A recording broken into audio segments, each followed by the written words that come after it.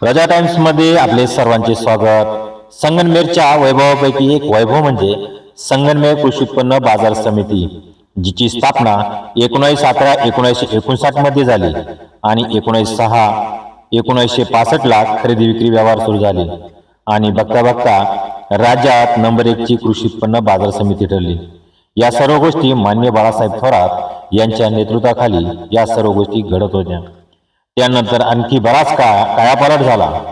बघता बघता 6 हेक्टर 27 आरेखती क्षेत्र असणाऱ्या मार्केटला संपूर्ण काँक्रिटीकरण करण्यात आले आणि मार्केटमध्ये व्यापार करणे आणखी सोपा झाला।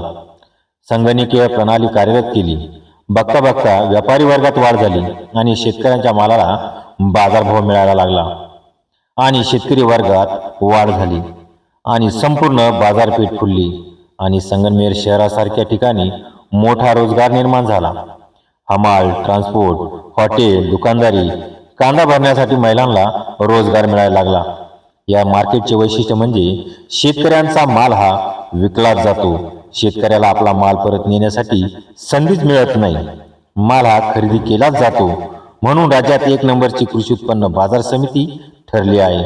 म्हणून संगमनेरच्या वैभवापैकी एक वैभव म्हणजे संगमनेरचे कृषी उत्पन्न बाजार समिती असं म्हणणं वावगे ठरणार नाही। असाच नवीन विषय घेऊन येणार आहे। तोपर्यंत नमस्कार।